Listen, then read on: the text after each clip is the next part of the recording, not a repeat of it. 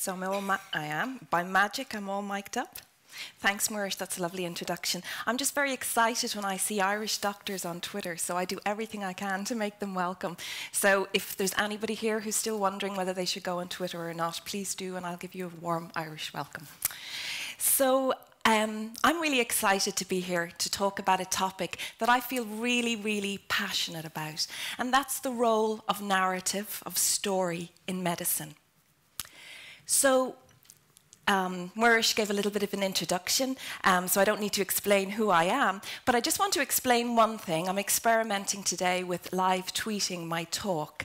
So if you're following along with the dotMED14 hashtag on Twitter, I nearly forgot. That's me on Twitter, by the way, at JBBC. If you're following along with the hashtag, you may see some of my tweets come up. So this is my way to enhance collaborative learning. So if there's something that I tweet or that I say that you feel may be of value to your followers, then please retweet it. Or if there's something that you disagree with, feel free to disagree with it as well, and we can have a conversation around it. It's just to get that idea of conversation. Twitter is about conversation. It's about extending learning beyond the confines of this space. So this morning, I'm going to talk to you about why I believe healthcare is at heart a narrative activity. How illness is a call for stories and meaning, and how it can foster a more empathetic way of treating patients, and also a more holistic way of treating the patient. And at the same time, it can provide rich diagnostic clues. But first, I want to begin by asking you a question. When was the last time that you felt truly listened to, deeply attended to? And I would like you just to take a moment to think about that. If it happened, where it happened, how it made you feel.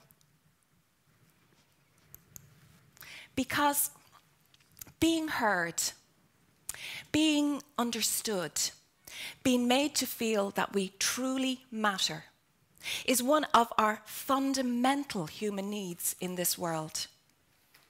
And now I want you to imagine how much more that need is magnified in times of illness. And yet, the truth is that so often we see and we hear only what we expect to hear and to see. And I'd like to share some research with you which illustrates this, I think, really nicely. So in 2010, Trafton Drew, an attention researcher at Harvard Medical School, began visiting the dark, cave-like reading rooms where radiologists do their work. And for hours, he would stand there watching them, in awe that they could so easily see in the images before them things that to Drew were simply invisible. And yet we know that sometimes radiologists still fail to spot important things. And in his experiment, Drew wanted to understand more about this. So he conducted this experiment, and here's one of the slides that he asked the radiologists to review for cancerous nodules. But he added an unexpected element to the slide, and by judging by the, he added a gorilla. And I think maybe it's the way the light is shining on it. It looked very obvious there. First time I saw it, I didn't see the gorilla. 83% of the radiologists failed to spot the gorilla. And this wasn't because their eyes didn't happen to fall on it, or the light wasn't shining in a certain way, but it was because it was the way their brains framed what they were doing. So they had been asked to look for cancer nodules, not gorillas. So cancer nodules were what they were looking for. So in other words, what we're focused on filters the world around us so that it literally shapes what we see. I just wanted an excuse to use this in the presentation. I just think it's such a wonderful, I love this painting. It's a painting by the Belgian surrealist René Magritte. It's called Le Fils de l'Homme, the Son of Man. And what I really like was, speaking about the painting, he said, everything we see hides another thing. So if this is the case, how can we open ourselves up to seeing more? Well, I think by elevating the ancient art of story. So we tell stories every day. We tell stories at work, at home, at play. How was your day, dear? Is an invitation to reflect and to share with loved ones about how your day has been. So stories create a social fabric around which we weave a web of meaning in our lives. And stories have existed in our culture from the beginning of time. We're introduced to them in childhood. They transcend time, culture, place. And as my fellow dotMed speaker, Louise Aronson, who's speaking next, has stated, we use stories to derive meaning from experience, to pass along knowledge, values, and wisdom. So stories are how we shape our world, the way we understand our lives and identities.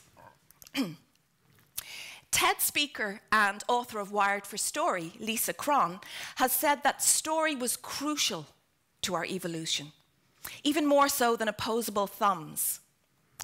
Opposable thumbs let us hang on, but story told us what to hang on to. Now, recent breakthroughs in neuroscience reveal that your brain is in fact hardwired to respond to story. Author of Social, Why Our Brains Are Wired to Connect, Matthew Lieberman, has written that stories seem to contain that timeless thread of human connection. This is what our brains were wired for, reaching out and interacting with others. And another piece of research.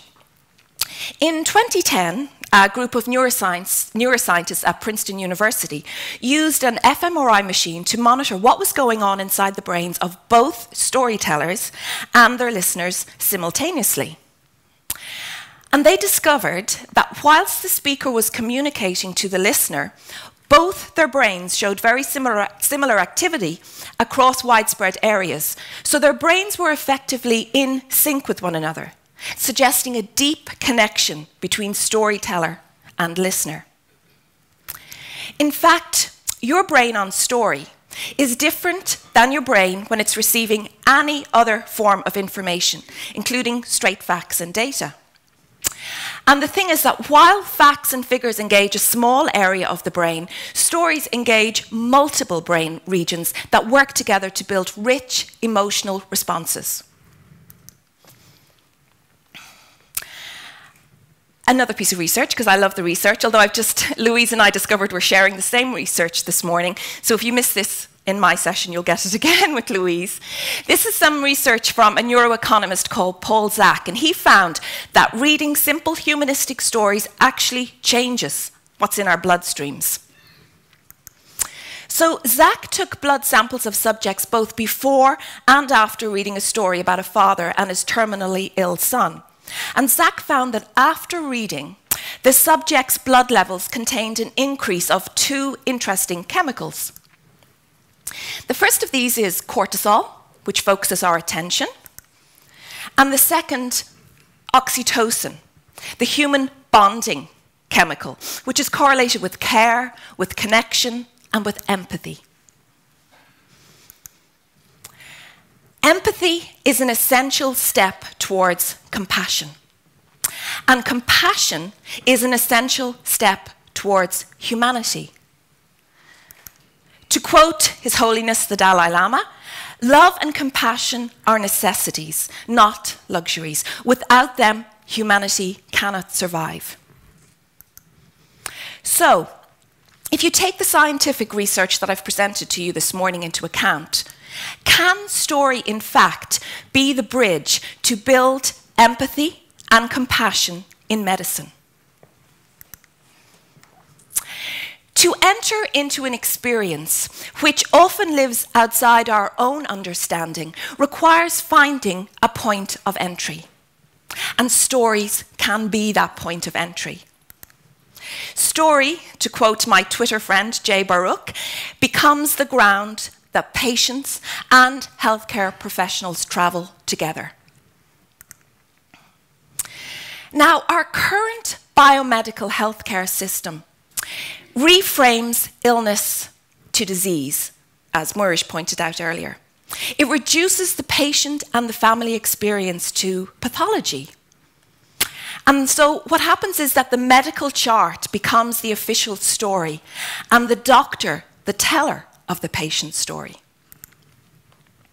So what happens when the patient narrative doesn't match the physician's version as coded in the diagnosis? I believe that conflicting illness stories will hinder treatment because the meaning we give to our illness is significant in terms of compliance, managing our illness, and contributing to our overall well-being. And perhaps a story might best illustrate how medicine organised around meaning encourages more humanising care rather than the current standardised care. So brace yourselves. This is me, shortly after I started chemotherapy for breast cancer. Now, there exists a brief moment of opportunity in which to preserve fertility before cancer treatment begins. But for me, in the shock of my diagnosis, I didn't think to ask. I didn't even know to ask about preserving fertility. And my doctors didn't think to ask, well, what matters most to her? She's a young woman.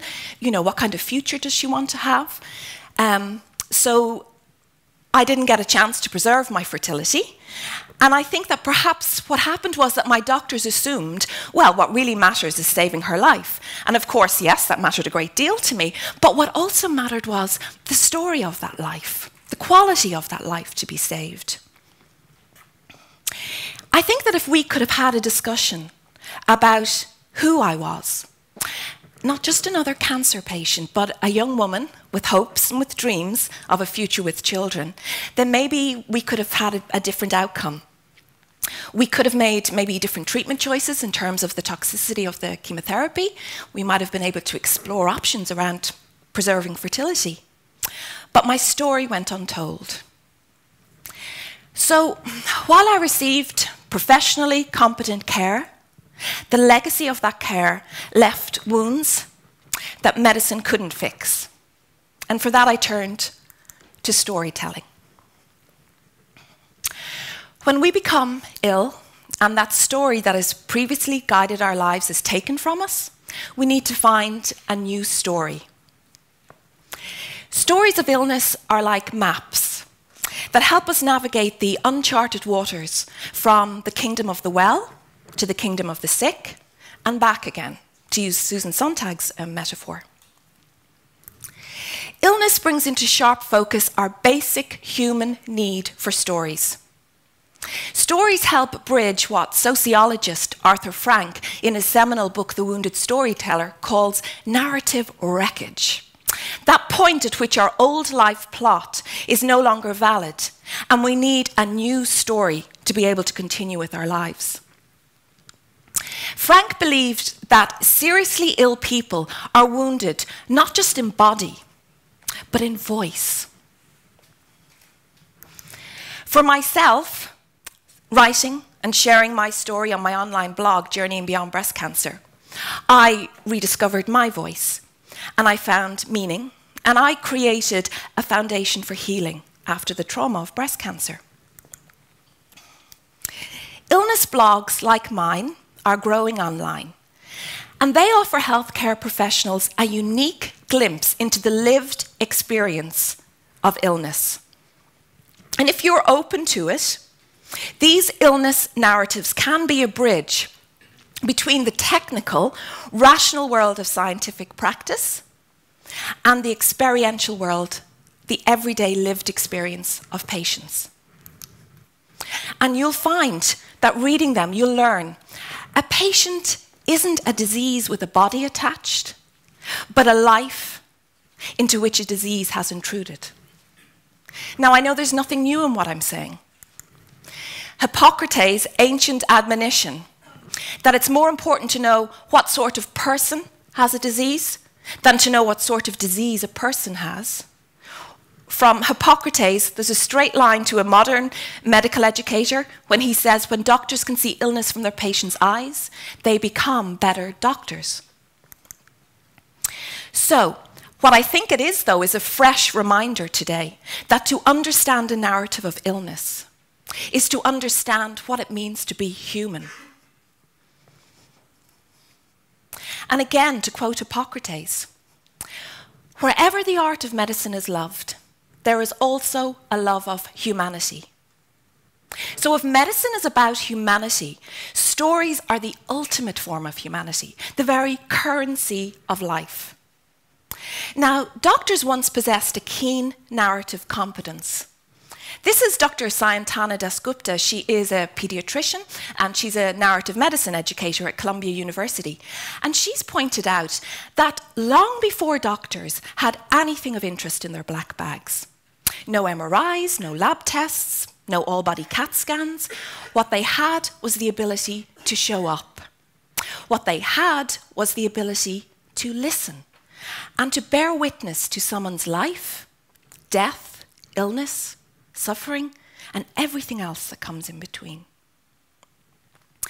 But with the advent of biomedicine, we've pushed that relational, storied heart of medicine to the background.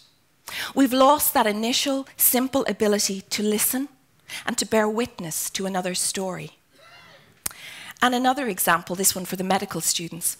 In Training is an oral narrative project which invites medical students to share their experiences in medical school in the form of brief podcasts. Sharing her account on the site, Ariana remembers a patient who appreciated her efforts to listen, even as she was just a junior member of the healthcare team who had nothing officially to add to the patient's care. And yet, what Ariana instinctively performed was, to quote Mary Shannon, in and of itself, a clinical intervention.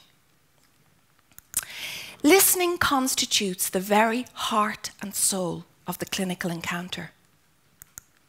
Medicine is inherently stamped with narrative, the telling and the receiving of story.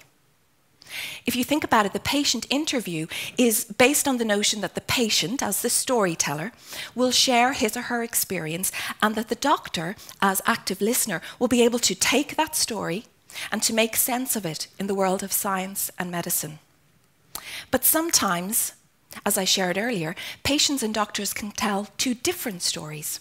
So the patients centred on the personal experience of the illness, how it affects their family life, their everyday life, their future, their past, their present and their future. And the doctors centred on a more objective data reporting of the disease. So these reports can sometimes appear fragmented and lacking in meaning because they're abstracted from their broader life context.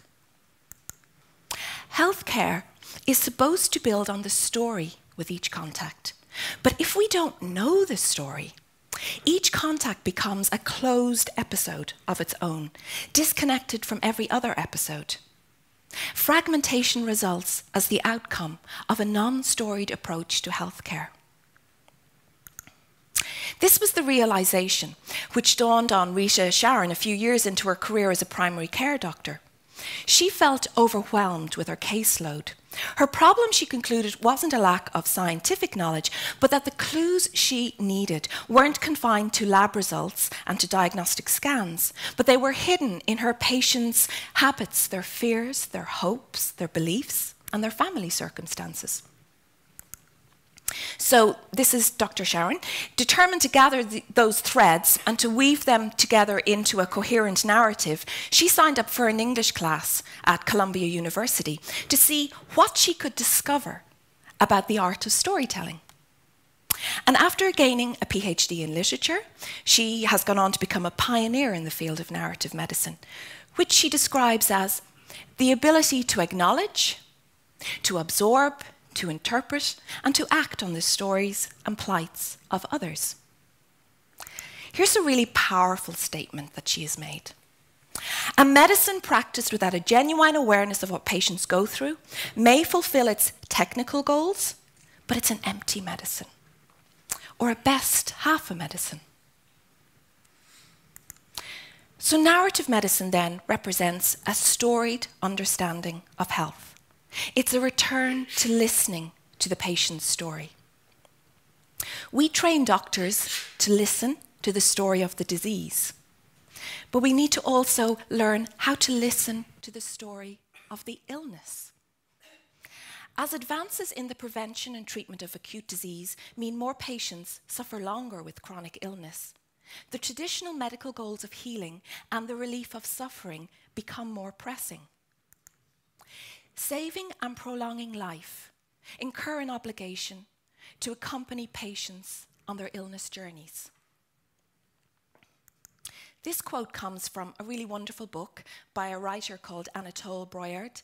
The book is called Intoxicated by My Illness, and he wrote it in the final few months of his life after he was diagnosed with prostate cancer.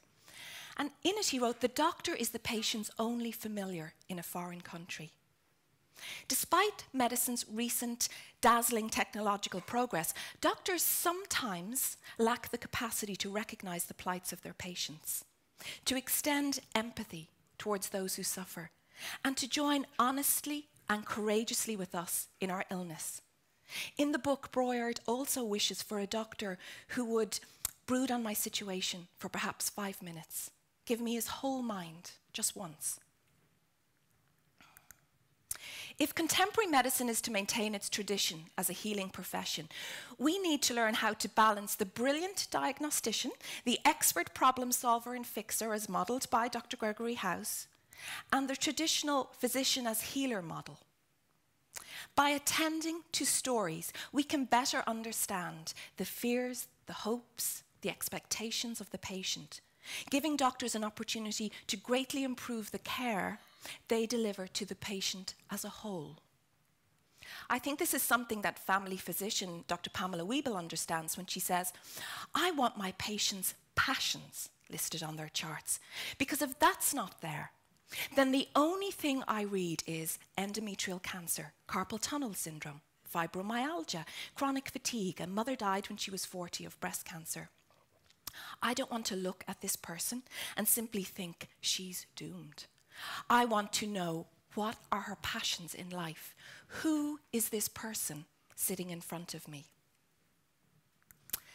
And at the same time, stories are a way to deepen medical practice, a way of discovering again the art of healing, bringing back to an ancient profession meaning. And again, to quote Anatole Broyard, "Not every patient can be saved, but his illness may be eased by the way the doctor responds to him. And in responding to him, the doctor may save himself." So, to sum up, narrative is the phenomenal form in which patients experience illness. It allows for the construction of meaning, and it addresses existential issues of suffering. It fosters a more human and empathetic approach to the patient, while at the same time providing a framework for a more holistic approach, and also a rich source of diagnostic clues. And stories are the most memorable way for medical students to learn. Because after all, the patients have the best stories to learn with. So, this is a rallying cry, a call to revive the lost tradition of storytelling in the teaching and in the practice of medicine. To put on an equal footing technological ability, the ability to read an MRI, and narrative ability, the ability to read a story. And I'd like to end with a story. And it comes from, this book is called The Spirit Catches You and You Fall Down. It's a book that chronicles the struggles of a refugee family and their interactions with the Californian healthcare system. And in it, the author tells the story of a patient who is being referred to a specialist for further treatment. And instead of inquiring about the doctor's skills or the doctor's credentials, as you'd expect, he simply asked this question: "Do you know someone who would care for me and love me?" And within the naked simplicity of that question lies the deepest complexity. For when all is said and done, isn't this what every person wants in life? Thank you.